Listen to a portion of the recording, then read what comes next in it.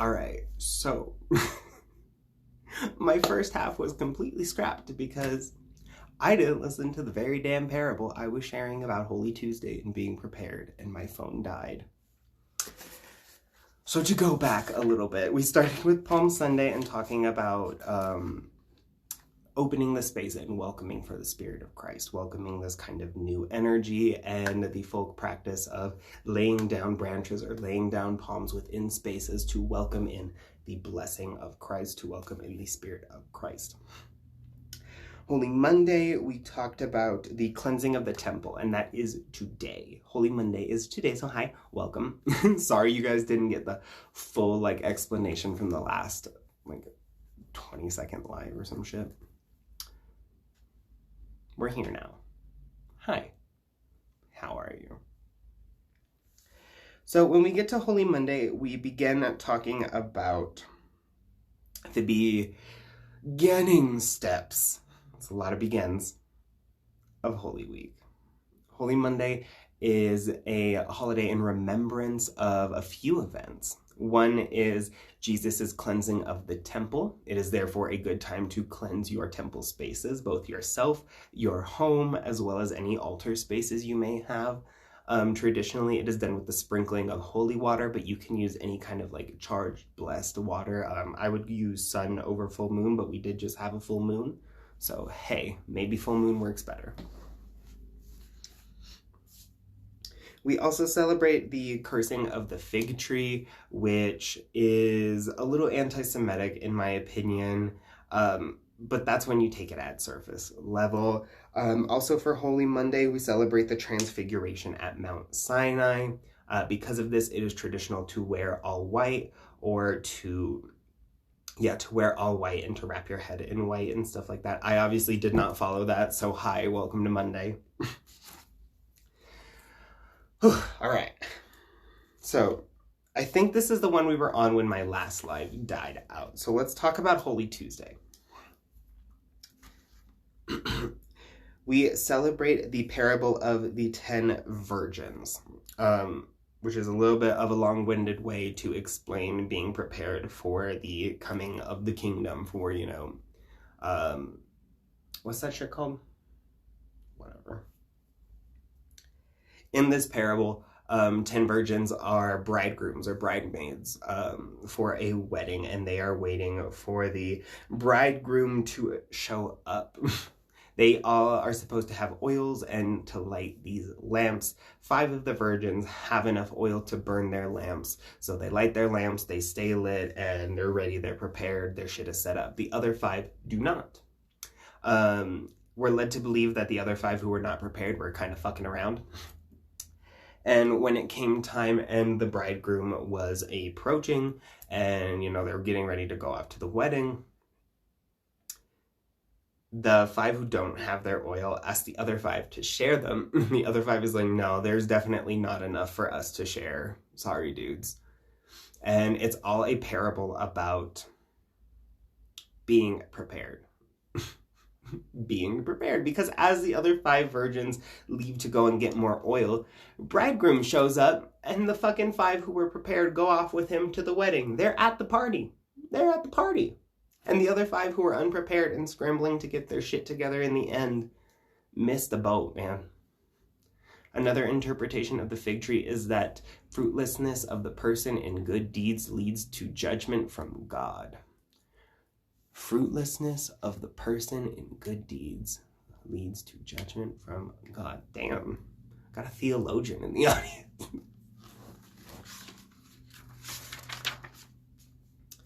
Okay, I think that's really interesting. All right, so we are going to jump over to Holy Wednesday, or Spy Wednesday in some traditions. And this is first and foremost a commemoration of the betrayal of Judas, and, well, the bargain of Judas, essentially, when he set up to betray Jesus. As well as the anointing by Bethany. That parable actually cracks me the fuck up. Jesus, throughout this period of time, but especially in the events we celebrate during Holy Week, you can tell that he gets fucking tired. you can tell that he gets tired of people's bullshit and that he's just like exhausted waiting to die. Like, fuck this mess. So Bethany pours, this is the washing of the feet. And then Bethany pours oil over him. Over Jesus, I mean. And the oil that she pours over him, it's heavily perfumed, it's very expensive, it takes a very long time to make. So the other apostles who are there and the other people who are there are like, what the fuck, bitch? You just poured this whole thing of oil onto one dude who is not going to need that much. That could have been, you know, this many wages. This could have gotten us this much food, so on and so forth. And the most Jesus way ever, he turns around to these motherfuckers and is like, are you fucking kidding me? She did the right thing. She's honoring me. You will have a lifetime to make wages, but you do not have a lifetime with me. I don't know. There's something about being in the physical presence of the Messiah and still being like, why are you doing dumb shit to him? Like, bitch, give him everything you got. He's literally about to die. And everybody acts like this is such a shock and a surprise. The apostles are all sitting there like, whoa, you're gonna die, Jesus? Like, motherfucker, we read the same scripture. Yeah, I'm gonna die. And specifically, like, this parable with Bethany cracks me the fuck up because Jesus just sounds tired. Just sounds tired. Just tired of all the bullshit. And I'm like, me. Same. Me. All right. Anything else I had for Holy Wednesday?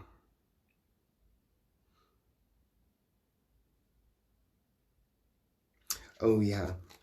So some folk magic things that we can do on Holy Wednesday or Spy Wednesday are, I would go more consecration, more cleansing, or what am I looking for? What's the word?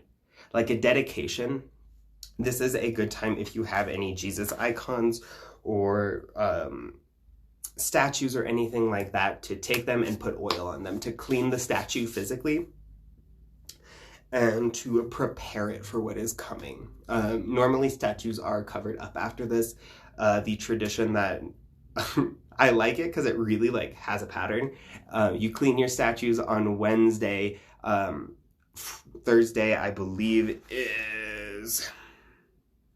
Yeah, Thursday is the final washing of the feet, and then after Thursday, you cover the statues or the icons of Jesus because he's like supposed to be dead. In some traditions, all the icons of Jesus are covered throughout Lent with like a purple cloth, and then on Spy Wednesday or on Holy Wednesday, they're changed to a white cloth. Sometimes that happens on Holy Thursday as well. Again, we talk about the washing of the feet.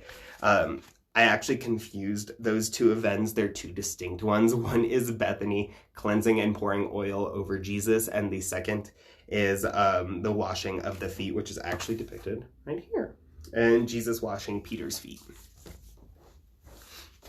So when we talk about Holy Thursday, first, as I was like asking both like, because when I start these videos, I will like ask my guides for guidance, obviously, and then like research as well, do those in tandem.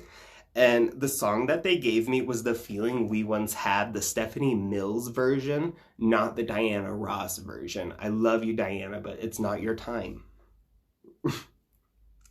So for Holy Thursday, the big one is the washing of the feet, and that's really what we're commemorating, as well as Jesus preparing for his ultimate sacrifice. During this time, it is again a very, very good time to cleanse, to ward. You should be doing a lot of spiritual cleansing throughout this week. And in a few different ways, the one for Monday for today actually is to cleanse with water, to sprinkle water throughout your house, to refresh both yourself and your home. I also think it's important to do like the outside and the boundaries of your home. And then we talk about consecration on like Wednesday. Tuesday I find is a very good day for reinforcing wards or placing protection magic. That also can happen on Thursday. The oil that is being put on and like the washing of the feet has a lot of significance. So if you want to like perform that ceremony on yourself, perfect, go ahead. get yourself a bowl of water, wash your feet, and then once you're done, you can really work like a spiritual bath into that. And like, that's really the point. The symbolism is that your feet represent your journey as well as your destiny. They represent everywhere you have ever come from and everywhere you are ever going. There's also a very big, like, Jesus is the feet kind of thing, where like, that's the vehicle, that's the mode of transportation that you're taking to get through life, is like this vessel of Jesus, if that makes sense. Very mixed metaphor for you, but hopefully you're still there. And then after you put oil onto your feet, I will use like a cleansing or a consecrated oil. I have an anointing oil, something very like high vibrational, you know, whatever. You can also just use olive oil, but it symbolizes a more protective layer. That oil literally protects your skin. The bit of acidity in the oil will kill off bacteria and things like that, as well as hydrate your skin and make it protected from elements and other things like that. So in the same sense, placing these same or similar wards over your home, placing those protections over your home is very, very smart. Because especially as we turn the page and go over to Good Friday, the energy of the week really, really sinks. It gets really, really heavy. It becomes a very, very mournful period of time. The first half of the week is very much about preparation. It is about being prepared spiritually, physically, and everything else. And that's what all those parables like work around, is either the physical process of preparing yourself or the spiritual process of preparing yourself for whatever it is. There's both a Holy Tuesday and Monday, it seems like we're really psyching ourselves up, like getting your head in the game. And then there's also like physical things throughout the beginning of the week. So when we flip and begin to talk about Good Friday, we start something that is actually, so in the Catholic calendar, Good Friday through Easter Sunday are not a part of the year whatsoever. They are literally an entirely different season of time, called the Sacred Pascal Triddium, which is very Latin for like holy 3 days of death, I think.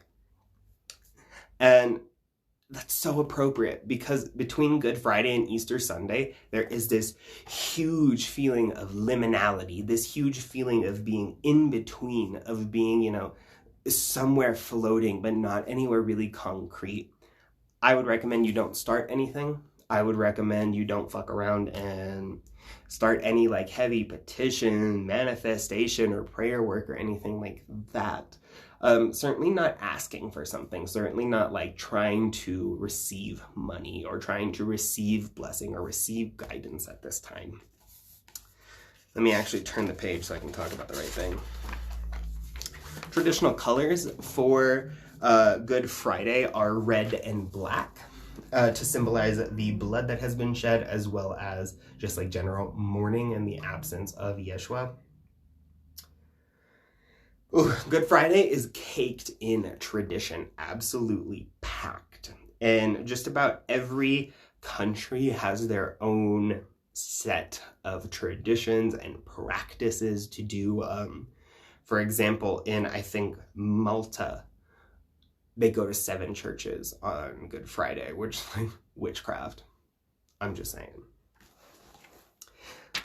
Traditional liturgies and prayers are offered on Good Friday. There is no mass. There is no consecration of the Eucharist or any rites performed on that day. And while there is like churches in session, it is not a mass. The mass is a very specific rite and a very specific ritual to practice.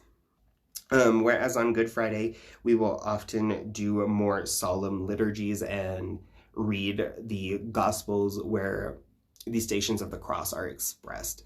Normally between the hours of 12 and 3 p.m., which are called the agony hours, you are supposed to pray the Stations of the Cross as well as the 7 wounds of Christ. And then there's like a series of different scriptures to pray over. And it is supposed to be a very, very solemn day, a very mournful day. It is supposed to be very quiet. Normally on this day as well, icons of Jesus that were covered with white cloths are shifted to black cloths to symbolize his death. And then on Easter, they're taken off. Other things for Good Friday. Often people will take vows of silence and be quiet for that day. And the first time you speak is supposed to be in prayer, and while you're chanting with scripture, specifically Isaiah 52:13. Like, you're supposed to be absolutely silent until you lift your voice to God for that day. And then for the evening of Good Friday, it's supposed to be around midnight or so. It is tradition to stay awake, to sit up in the night and keep watch for Jesus. There is the parable of him asking the apostles to sit and keep watch for him while he goes to pray, and they all fall asleep on him. So a lot of people will then take up that mantle and stay awake to keep watch for Jesus through the night. The thought being that, like, at midnight, at a certain point, some people only do it for like an hour of time. Jesus is then captured and taken to his execution. Which brings us to Holy Saturday. Am I off a day? I'm off a day. I'm off a day. The stay awake is on Thursday. I took poor notes. All right, so we get to Holy Saturday or Black Saturday. The big tradition is that, like, God isn't here on this day. During this liminal day, all bets are off and you can commit any sin or do, like, ill-intentioned or, I don't know, malicious spiritual practices, witchcraft on people and shit. You'll see a lot of, like, goetic circles and things like that on this day. For a lot of people, it is a day of mourning as well, a day where no rites, no rituals, or anything else is performed through Christ or in this Christian context. Like, no candle, no nothing. Like, Jesus is dead, let his ass rest in peace, cover up all his icons. Something that I have done for the past couple years is to still pray, because that's, like, part of my, like, daily practice, and to skip that would make me feel uncomfortable. So I will end up praying for Jesus's strength. Now, the reason I do that is the thought is during Black Saturday, Jesus is in hell. That every year he makes an annual, right? Because time isn't super linear and spirit experiences time differently than we do, but annually, he goes down to hell and through purgatory to collect souls and redeem them, to literally bring them up to heaven. So I will offer prayers for his strength, prayer for, you know, Yeshua to be able to conquer the temptations and the evils he might encounter, to resurrect as many souls as possible, to give peace, you know, whatever that might be.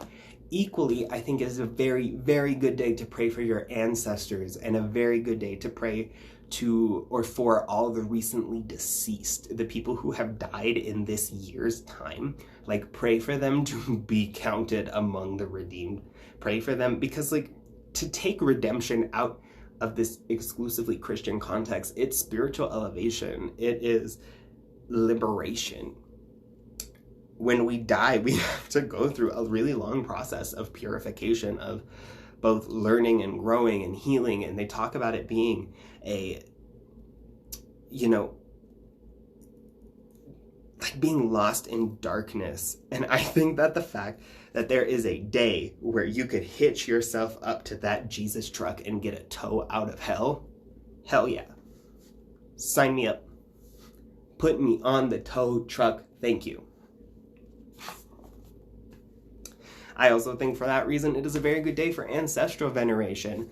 The image I get is like, if Jesus were a planet in orbit, he's coming down to collect all the people in hell here. And so, like, if you pray for them and additionally give them energy and give them that spiritual boost to elevate, you can kind of line them up with Jesus' trajectory, and now they're both going together, and now everybody elevates. Just a very, very quick and watered down way to explain that. But it is a very, very good point. And now we get to Easter Sunday, which, hey, hi, hello, uncover all of your Jesus icons. It is a very high celebration. Normally you start out by burning incense, something like frankincense, myrrh, pine, to really elevate the space. And then you go about all your Easter things, whatever that might be for you. All in all, Easter is like the most significant of the holidays. I'd say you can make the argument that it's Easter or Good Friday, but I'm going to go ahead with Easter being like the big one. But it's kind of like the least pressure.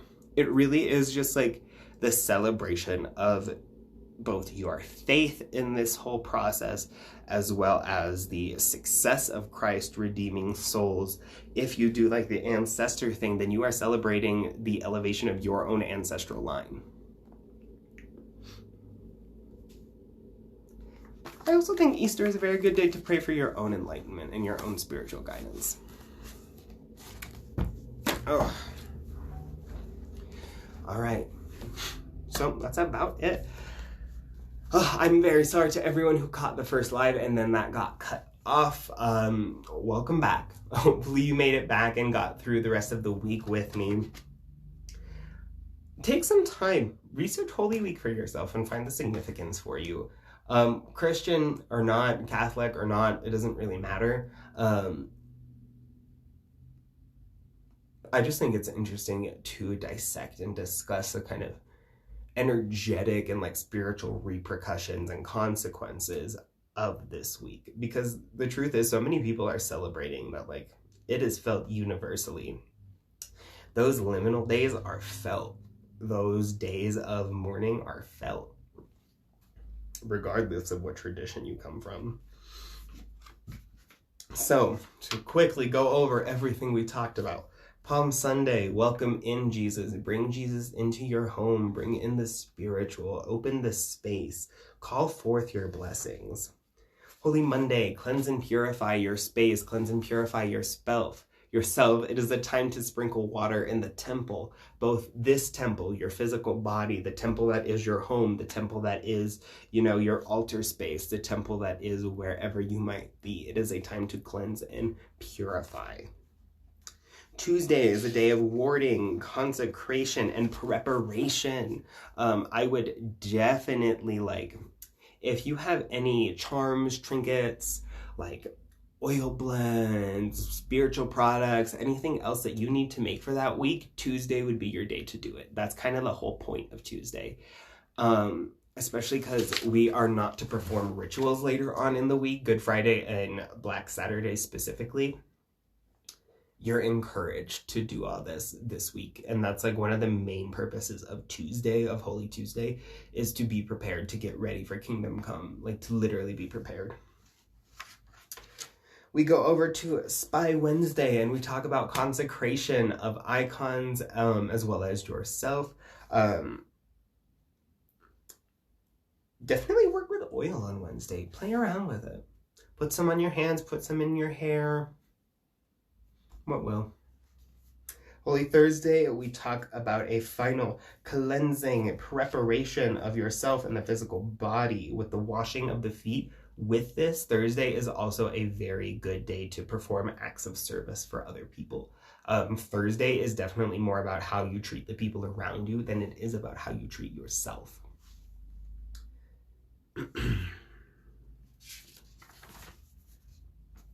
And then we get to Good Friday, which again is about silence, solemnity, and being very reflective, being very, very, mournful, and both the idea is that you're supposed to be in agony with Mary at this time, with Jesus at this time.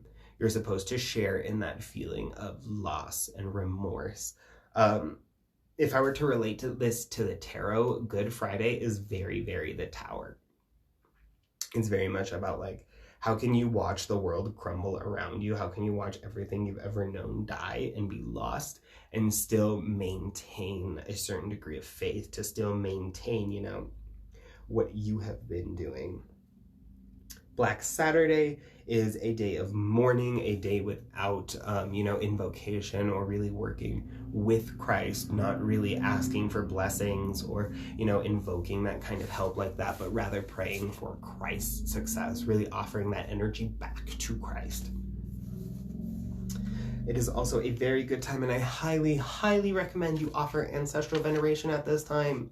We talked about, launching that rocket into orbit, and that is a very niche metaphor to understand, I think, but is so accurate. You want your spirits to receive elevation, and this is a perfect time to do so. And Sunday we come with the celebration of all things that are. It is a time of a rebirth and essentially the Catholic New Year. The time between Good Friday and Easter Sunday is called the Sacred Pascal Triddium, which is literally a whole different season. And I think that's really important to mention, that it is not a part of Lent or a part of the Easter season. It is in and of itself a liminal space, a space of liminality, a space of in-between. For those of you who do observe Black Saturday, have fun. Practice safely. I believe in you. You are great. You are wonderful. If you are feeling worried or defenseless for Black Saturday and feel like, oh God, they're going to do evil magic on me or some shit, know that you can always pray to your guides. You can always call your guardian angel. You can always call your guardian spirits. You can always pray to your ancestors. And I highly recommend you pray for their veneration as well as their protection. I like this one little piece of hair. And quite frankly, that's the end. That's all I got for you. Thank you so much for talking about Holy Week with me, both within the traditional context as well as in a kind of witchy spiritualist context as well.